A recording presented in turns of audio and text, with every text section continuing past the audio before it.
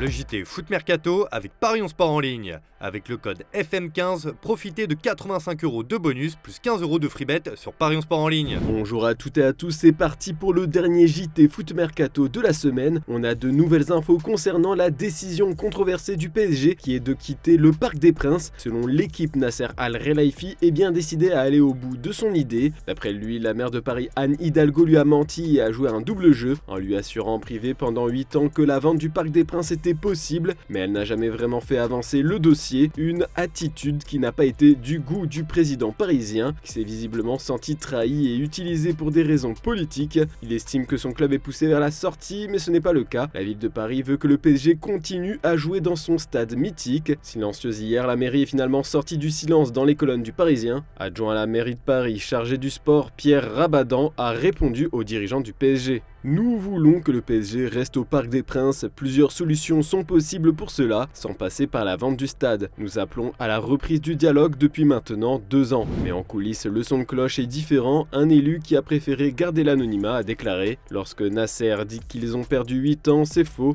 Nous avons travaillé pendant près de 3 ans avec eux sur l'agrandissement des capacités d'accueil du stade. Nous y étions favorables, mais à ce moment-là, il n'était pas question de vendre. Et les dirigeants du club nous ont dit qu'à partir de 2022, ils souhaitaient acheter le stade. Mais le prix annoncé 38 millions d'euros n'a pas été à la hauteur des attentes de la mairie de Paris qui voulait au moins un 0 de plus. Toujours dans les colonnes du Parisien, un autre élu a lâché. Il y a des règles à respecter et le président du PSG ne semble pas les comprendre. Les conditions ne sont pas réunies pour une vente du Parc des Princes compte tenu de la composition du conseil. Et même en cas d'alternance en 2026, il n'est pas sûr que la donne soit différente. Ce feuilleton est donc loin d'être terminé et a même mis très en colère le collectif Ultra Paris. Et Randal Kolo Muani lâche ses vérités sur son calvaire au PSG dans une longue interview accordée à 11 Mondial. S'il a indiqué qu'il prenait ses tacles comme des conseils qui l'aident à s'améliorer, Kolo Muani a quand même avoué qu'il ne s'était pas préparé à vivre un tel scénario. En Allemagne, peut-être qu'on me critiquait aussi, mais je ne comprenais pas la langue. Aujourd'hui, je prends la parole et je n'ai pas peur de parler. Je ne fuis pas mes responsabilités. Il faut assumer dans la vie. Je suis une personne qui assume. Je sais que je ne suis pas bon depuis mon arrivée, à moi d'inverser la tendance, j'ai confiance, mon heure va arriver. En Allemagne, j'étais en confiance, c'est pour ça que j'étais épanoui sur le terrain. Il faut juste que je sois heureux et en confiance et tout va rouler comme sur des roulettes. Aujourd'hui, je suis heureux, mais je ne suis pas heureux comme en Allemagne. Au début, les critiques m'ont affecté, je suis un humain, je ne suis pas un mur ni un robot, j'ai des sentiments, mais je ne suis pas triste, je suis content d'être un joueur du PSG,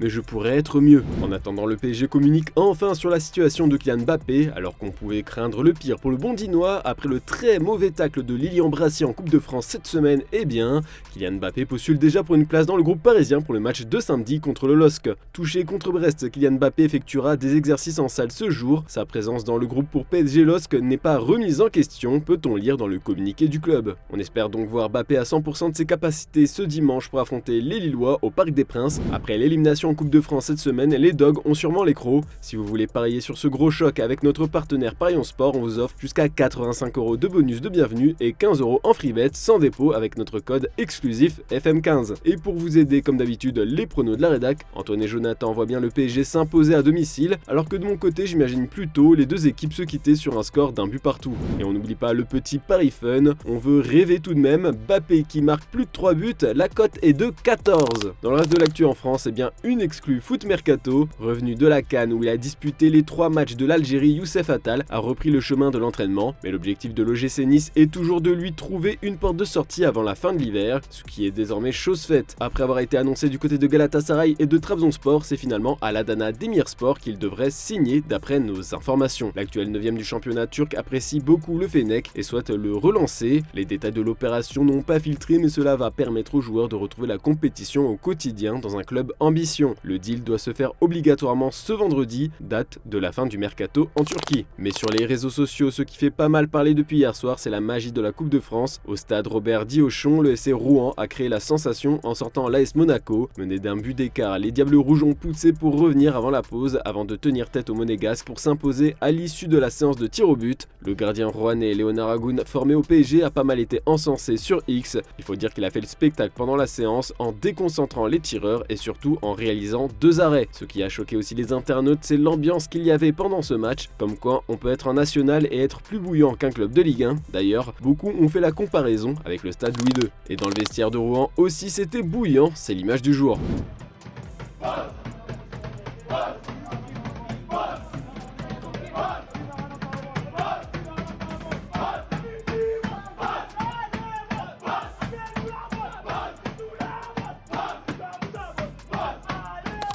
Bon, maintenant on va parler gros sous avec de gros chiffres. Le média Sportico a dévoilé une liste avec les 100 sportifs les mieux payés de la planète en 2023. Attention, on ne parle pas que de salaire ici, il y a aussi les revenus de sponsors. Et on peut dire que le monde du foot est bien représenté puisque 4 footballeurs figurent dans le top 10. Du coup, à la 6ème place de ce classement, on retrouve Neymar qui a gagné un peu plus de 112 millions d'euros l'année dernière. Il est juste devant son ancien coéquipier Kylian Mbappé. Le numéro 7 parisien a récolté plus de 116 millions d'euros. À la 3ème place, encore un ancien parisien, on peut dire que Lionel Messi ne perd pas son train de vie royal aux États-Unis puisqu'il gagne 120 millions d'euros en 2023. Mais bon, il est très loin du premier de ce classement, Cristiano Ronaldo. S'il a moins de ballons d'or, il peut se vanter d'avoir amassé une plus grande fortune. Le Portugais a récolté plus de 255 millions d'euros l'année dernière, dont 55 provenant de marques telles que Nike, Herbalife, Armani, Tag Heuer, DAZN et PokerStars, sans parler de sa propre marque CR7. Il se régale. Tout ça m'amène à vous poser la question du jour, est-ce que les sportifs sont trop payés de nos jours? On a hâte de connaître vos avis en commentaire. Hier, on vous a demandé si le PSG avait raison de vouloir quitter le Parc des Princes. Eh bien, vous êtes nombreux à être d'accord avec ce déménagement. On n'a pas fini de parler du premier de ce classement. En effet, hier soir, Al Hilal, leader de Saudi Pro League, et Al Nassr, deuxième, ont croisé le fer lors de la Riyadh Season Cup, une compétition amicale entre les deux formations qui s'est soldée par la victoire 2-0 des coéquipiers de Sergei Milinkovic-Savic. Si on a eu le droit à une entrée de la star de la WWE, l'Undertaker, pour présenter le trophée, ce n'était pas la seule scène what the fuck de la soirée. Cristiano Ronaldo a très mal digéré sa défaite, à en croire RMC Sport, qui explique que le Portugais a frotté un maillot d'Al Hilal envoyé par des fans adverses contre son entrejambe. Puis l'ancien joueur du Real Madrid a jeté la tunique avant de regagner les vestiaires, une attitude qui risque de faire jaser en Arabie Saoudite.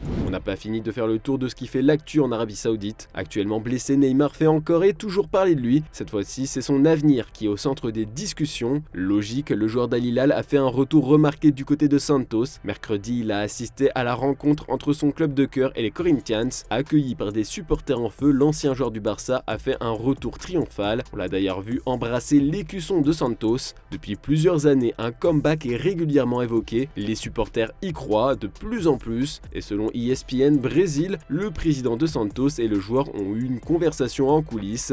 Marcelo Teixeira, le président en question, a évoqué les dessous de cet échange. La conversation avec lui a été rapide, mais ce sont toujours les plus rapides qui sont les meilleurs. Non, il est trop tôt, il doit encore récupérer. Pour jouer ici, il doit bien récupérer. Il continuera avec l'expérience là-bas et puis il viendra. Cela serait une nouvelle incroyable pour Santos. On va parler un peu plus mercato car Frenkie de Jong est prêt à claquer la porte du Barça. Le Média Sport 3 indique que le Barça pourrait être obligé de sacrifier l'un de ses gros joueurs. Ces derniers mois, les noms d'Araujo et de Jong ont été les plus cités. Le média espagnol ajoute toutefois que le néerlandais est prêt à s'en aller. Il serait très déçu de ce qu'il se passe au club depuis son arrivée. En cas de départ, il privilégie une équipe qui joue la Ligue des Champions et surtout qui peut la gagner. C'est un rêve pour le joueur qui pense ne pas pouvoir y arriver à Barcelone. Du côté des rivaux madrilènes, eh bien Toni Kroos est prêt à prendre 2 énormes décisions. D'après Relevo, le Real Madrid lui a proposé une année de contrat supplémentaire et le journal indique que le milieu de terrain envisage sérieusement de l'accepter. S'il venait à dire non, ce serait la retraite puisqu'il ne souhaite jouer pour aucun autre club et veut vivre son après-carrière à Madrid. Puis il y a la question de la sélection. En juillet 2021, Toni Kroos avait annoncé mettre fin à sa carrière internationale et maintenant il songerait sérieusement à revenir pour disputer l'Euro 2024 avec l'Allemagne, une dernière danse peut-être.